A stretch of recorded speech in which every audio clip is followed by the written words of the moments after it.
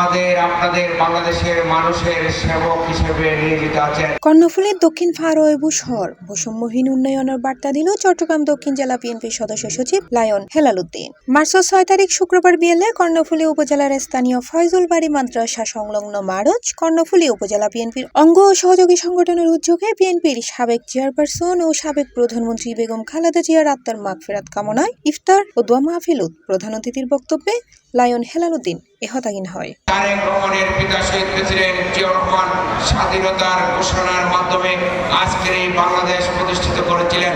সেই স্বপ্ন বাস্তবায়ন করে যেন বাংলাদেশের মানুষের শান্তিতে বসবাসের অধিকার নিশ্চিত করতে পারে, খাদ্যের অধিকার নিশ্চিত করতে পারে, বাসস্থানের অধিকার নিশ্চিত করতে পারে।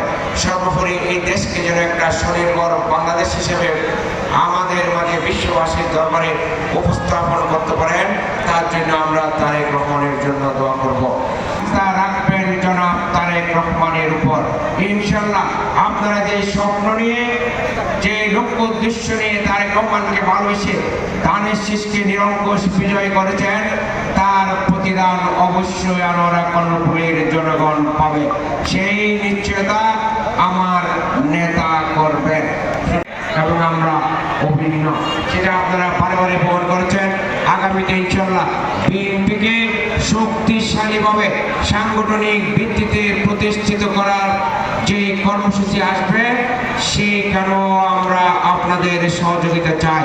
আপনারা গ্রামে গ্রামে, পাড়ায়, মহল্লায়, ওয়ার্ডে, ইউনিয়নে যোগ্যতম নেতাদেরকে আপনাদের নেতা নির্বাচিত করবেন। এই সময় দক্ষিণ জেলা বিএনপির আহ্বায়ক কমিটির সদস্য এস.এম. ফারুক হোসেনের সভাপতিত্ব কর্ণফুলী উপজেলা ছাত্রদল নেতা সাকুয়াত হোসেন মিশুর সঞ্চালনায় উপস্থিত আছেন জেলা বিএনপির সদস্য সরওয়ার হোসেন মাসুদ, এম মনসুর উদ্দিন, বিএনপি নেতা সালাউদ্দিন সহ আরো বহুত কেউ।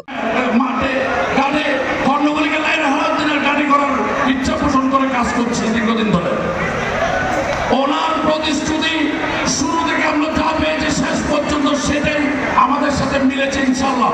ইফতারের আগে দেশ, জাতি এবং মুসলিম উম্মার শান্তি কামনা এবং বিএনপির প্রতিষ্ঠাতা শহীদ প্রেসিডেন্ট জিয়াউর রহমান, বেগম খালেদা জিয়ার আত্মার মাগফিরাত কামনা ও প্রধানমন্ত্রী তারেক রহমানের দীর্ঘায়ু ও সফলতা কামনা করি বিশেষ মোনাজাত করা হয়। পরে উপস্থিত অতিথি হল সহ বিপুল সংখ্যক নেতাকর্মী হলে সাধারণ রোজাদার হলে ইফতার গ্রহণ করে।